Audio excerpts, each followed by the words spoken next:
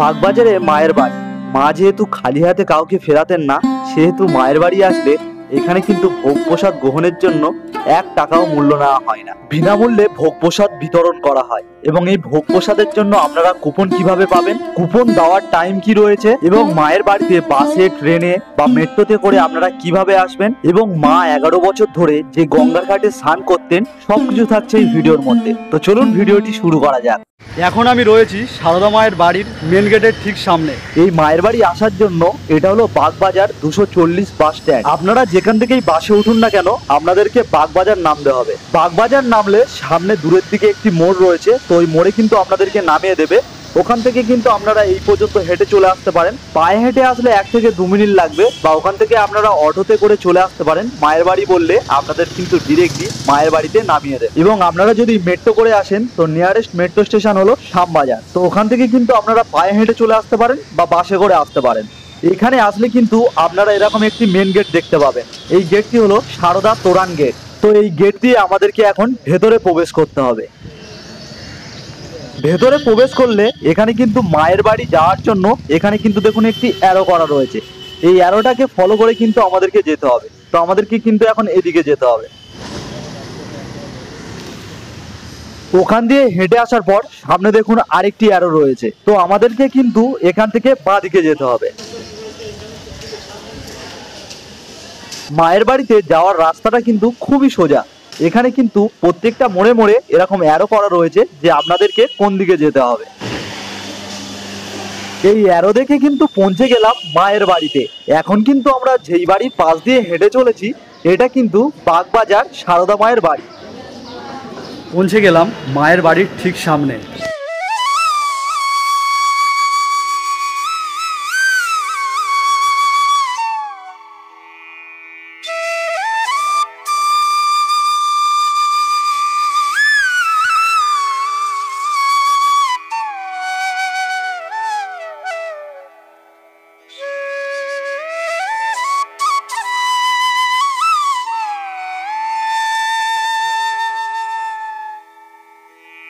এবং এখানে মাতৃদর্শনের সময়টা আপনাদেরকে আমি এখানে দেখিয়ে দিলাম, আপনারা একটু পজ করে দেখে নেবেন। এবং মায়ের বাড়ির ঠিক সামনে এরকম ফুলের দোকান রয়েছে। আপনারা মাকে দর্শন করতে যাওয়ার সময় এখান থেকে কিন্তু ফুল নিয়ে যেতে পারে। তো চলুন মায়ের বাড়িতে প্রবেশ করা যাক। এখন কিন্তু মায়ের বাড়ির ভিতরে প্রবেশ করছি। তো ভিতরে প্রবেশ করার পর আমাদেরকে প্রথমে জুতোটা কিন্তু রাখতে হবে। তো সামনে র্যাক রয়েছে, তো এখানে কিন্তু এই র্যাকের মধ্যে আমাদেরকে জুতোটা রাখতে হবে। এরপর এই সিঁড়ি দিয়ে ওপরে উঠে গেলাম মাকে দর্শন করার জন্য। এবং এই ওপরের দোতলায় দেখছেন বারান্দা করা রয়েছে, এখানে কিন্তু আপনারা বসে মাকে দর্শন করতে পারেন। এবং এই বারান্দার ঠিক সামনের ঘরেই রয়েছেন মা। মাকে দেখে কিন্তু আপনারা দুদণ্ড মনের শান্তি উপভোগ করবেন, যেন মনে হবে মনের সব চিন্তা ভাবনা কোথায় যেন উধাও হয়ে গেল।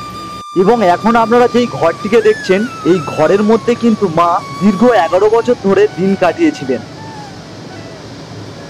আর এই দেখছেন, এটি হলো মায়ের বাড়িটি।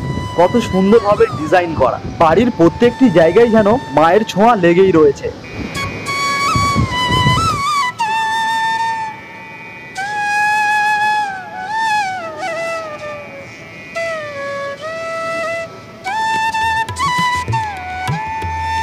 মাকে দর্শন করার পর পেয়ে গিয়েছিলাম এরকম কুপন।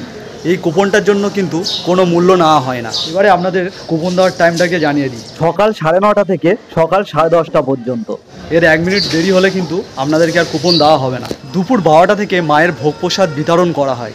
তো চলুন তার আগে মায়ের ঘাট থেকেই ঘুরে আসা যাক। অনেককে এখানে দেখলাম মায়ের বাড়ি থেকে মায়ের গঙ্গার ঘাটে যাওয়ার রাস্তাটা অনেকে কিন্তু জানেন না। তো ওনাদেরই সুবিধার্থে আমি কিন্তু রাস্তাটাকে ভালোভাবে দেখিয়ে দিচ্ছি। মায়ের বাড়ি থেকে বার হলে আপনাদের সামনে এরকম 3 রাস্তার মোড় পড়বে। তো এখান থেকে আপনাদেরকে বাঁ দিকে বেঁকে যেতে হবে। এরপর আপনারা কিছুটা সোজা হেঁটে আসলে আবারও কিন্তু আপনাদের সামনে এরকম 4 রাস্তার একটি মোড় পড়বে।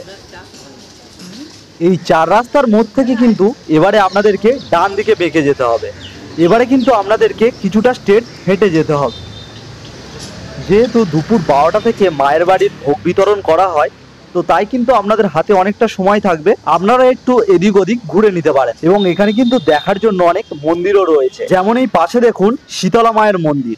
তো মন্দিরটা কিন্তু এখন বন্ধ হয়ে গেছে, তো এখান থেকে দেখায় আপনাদেরকে। তো এই ভেতরে মা রয়েছে, আর এখানে দেখুন বাইরের দিকে মায়ের একটা পিকচার দেওয়া রয়েছে। তো ভেতরের মূর্তিটা কিন্তু এরকমই। তো এবার ওখান থেকে সামনের দিকে এগিয়ে আসলে এরকম 3 রাস্তার মোড় পড়বে, এবং সামনে দেখুন দেখা যাচ্ছে মায়ের ঘাটের গেটটি। তো এই হলো বাগবাজারের মায়ের ঘাটে যাওয়ার জন্য মেন গেট। তো এখান থেকে কিন্তু আমাদেরকে এখন ভেতরে প্রবেশ করতে হবে।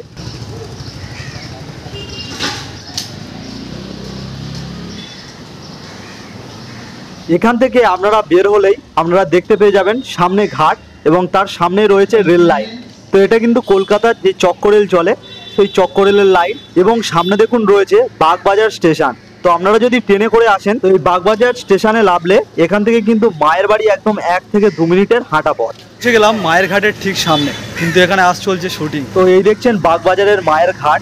তো এখানে কিন্তু মা স্নান করতে আসতেন, আর আজকের দেখুন এখানে চলছে শুটিং, তাই কিন্তু আমাদেরকে ঘাটে নামতে দিচ্ছে না। তো এই হলো টলিউড একটা রুম্মিনী। তো এখানে একটা শুটিং করছে, এবং তার সঙ্গে নায়কটা কি রয়েছে বোঝা যাচ্ছে না, হয়তো নতুন কোনো অ্যাক্টর হবে। তো যাই হোক, তো এই হলো মায়ের ঘাট, আর সামনে দেখতে পাচ্ছেন এই হলো আদিগঙ্গা বা হুগলি নদী। তো মা যখন এই বাড়িতে থাকতেন তখন কিন্তু এই ঘাটে স্নানে আসতেন, তো তাই কিন্তু এই ঘাটটি শ্রী শ্রী সারদা মায়ের ঘাট নামে পরিচিত। তো অন্নগ্রহণের সময় হয়ে গেছে, তো চলুন মায়ের বাড়িতে ফিরে যাওয়া যাক। তো চলে আসলাম মায়ের বাড়ির ভিতরে। তো দেখছেন আজ কিন্তু অনেক মানুষের ভিড় রয়েছে, যেহেতু আজকে রবিবার। তো আমাদেরকে কিন্তু এক এক করে পাঠিয়ে দিল মায়ের বাড়ির অন্ন আহারের জন্য।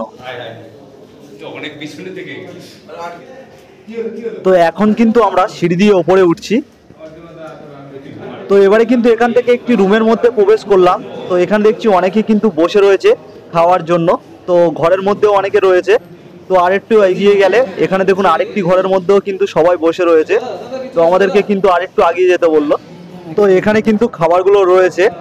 এখানে কিন্তু প্রচুর রুম রয়েছে এখানে খাওয়ানোর জন্য, প্রত্যেকটা রুমেই কিন্তু লোক বসে রয়েছে অন্ন আহারের জন্য। তো আমরা এই ঘরটার মধ্যে প্রবেশ করলাম। তো এখানে খালি রয়েছে, তো এখানে বসে যাব এখন। এরকম প্লেট পাতা রয়েছে, তার সঙ্গে জলও দেওয়া রয়েছে। বসে পড়লাম মায়ের বাড়ির অন্নগ্রহণের জন্য। তো প্রথমে কিন্তু দিতে এলেন ভাত,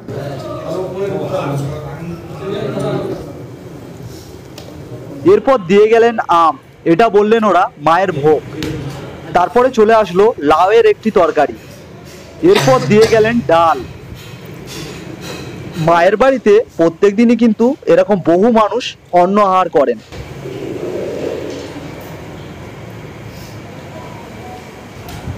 এরপরে দিয়ে গেলেন পুঁই শাকের একটি তরকারি, তারপরেই চলে আসলো আমের চাটনি, এরপরে দিয়ে গেলেন পায়েস।